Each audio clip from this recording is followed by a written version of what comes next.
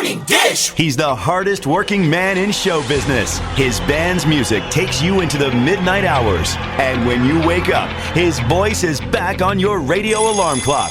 How on earth did this happen? Well, Jeff saw me taking out the trash at the radio station. And he won another award. But this one is better. I'm your boogeyman. That's what I am. It's the Morning Dish with the 2019 Radio Personality of the Year winner, Stephen Phillips. You paying attention to this, Packy? And Murphy's own Sherry Raines. Yeah, you must have given horseback passes to the right guy, Stephen. Well, giddy up.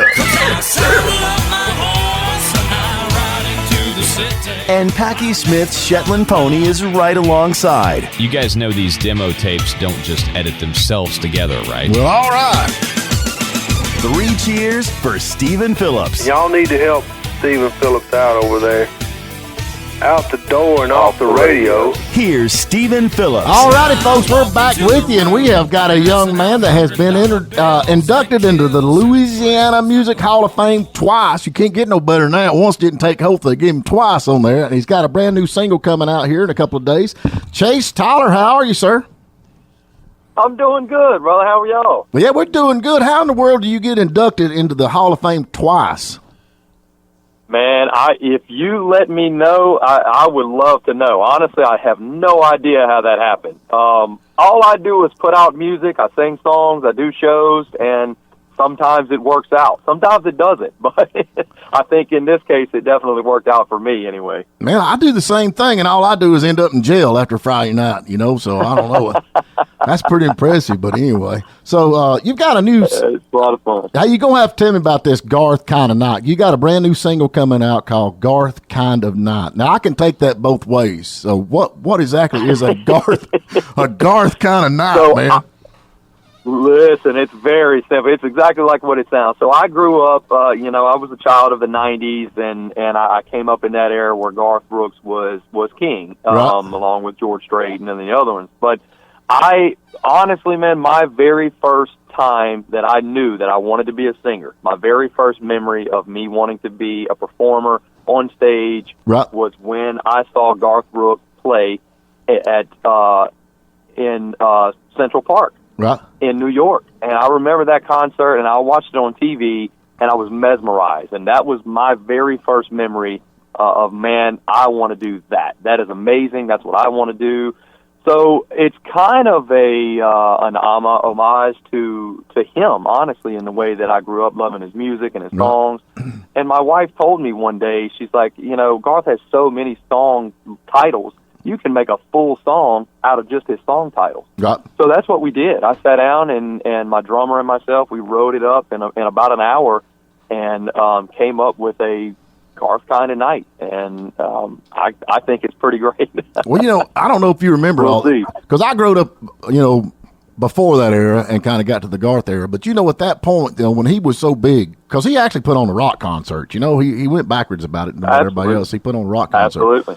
Everybody was wearing Garth shirts. You remember that? He always had a different kind of style shirts. When they were I don't know. Absolutely. And then the only thing that bugs me about Garth, he added that because everybody was going, ow, ow, ow. Remember he did that, ow, ow, ow.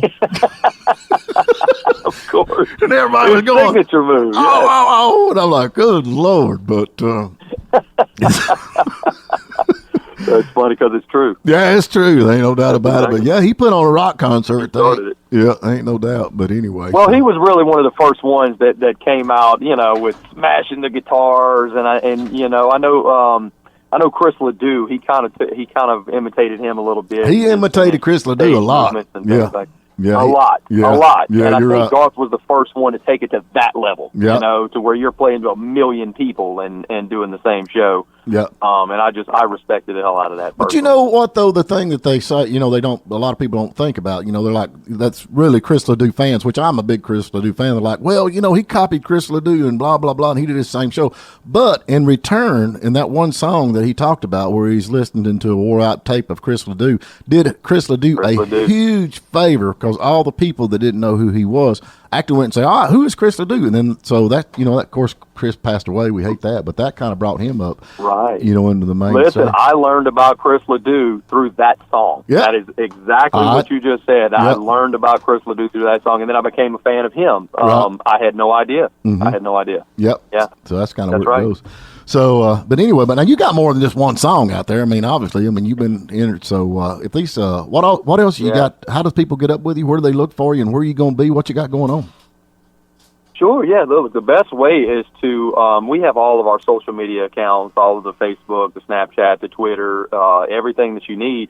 So we post all of our dates and where we're going to be, and we pretty much travel the Gulf Coast. Of course, you can check out our website, ChaseTylerBandLA.com. Right. We'll post all of our dates there, and we have several albums out. I've been around for about a decade now in the music scene in South Louisiana, and we've been lucky enough to stay busy doing it and climb the ladder. Of course, Corona, hit and kind of took a step back for everybody, unfortunately. Yeah. But that's just the way it goes. It hit everybody. It's not just us. So, no. We're kind of coming back from that now, but we're coming back with a brand new album. We're coming back with a brand new videos, and we are excited to show everyone what we've been working on since the shutdown. So what is the name? That's our plan. What's the name of the new album?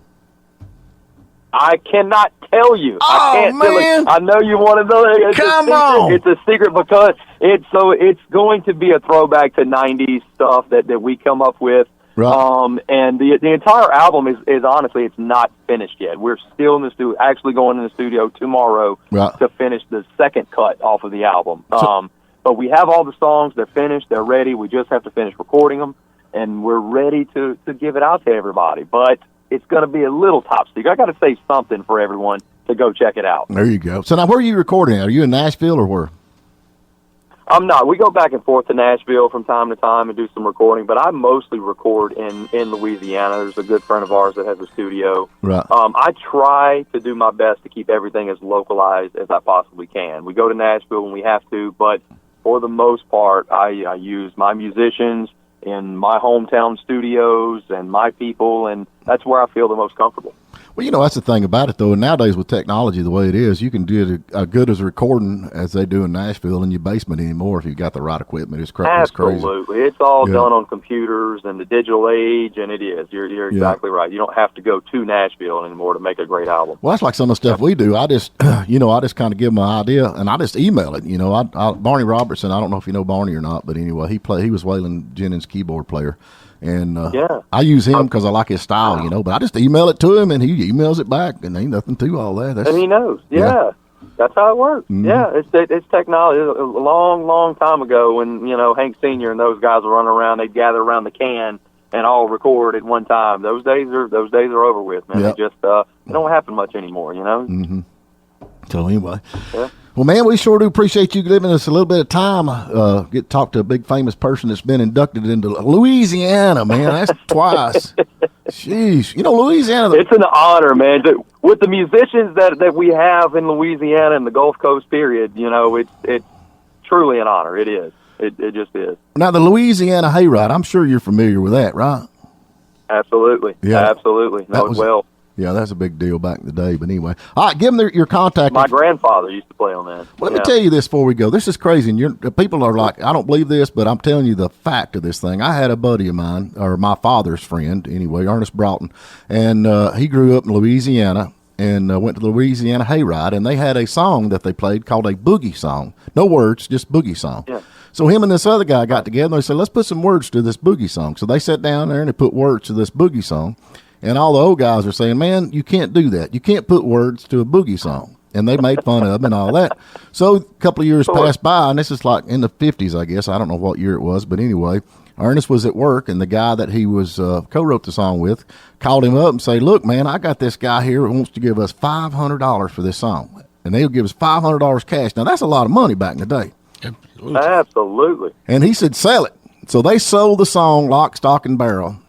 And that song is called Johnny Be Good. You're kidding me. Not kidding you. I know that for a fact. I know the man that wrote it. And he said, listen, if you listen to the song, it's a lie because they say up in the hills. He said, they ain't a hill in Louisiana, he said. So That's the absolute truth. Yep. There's no hill. So anyway. I'll be dang. I did not know that. A lot of That's a people piece of don't. history. I appreciate that. You know, when you sell it out, it's gone. So, you get all the credits. That's but exactly right. all right, man, we That's appreciate exactly you right. calling in, brother. We keep up with you and see what's going on. All these folks out here, they go check out your website. Tell them again what it is. So it's Chase Tyler Band LA. There you go. That's the easiest way to find us. Man, we appreciate you. We appreciate Yeah. you. Appreciate your support, brother. Thank you. All right, take care. Thank you for listening. This is Stephen Phillips, host of The Morning Dish. Please subscribe to our YouTube channel because we have a lot more interviews out there to listen to. Plus, you can listen online every morning at WJULradio.com or Lake 97.7 WJUL. And give us a like on our Facebook page, The Morning Dish.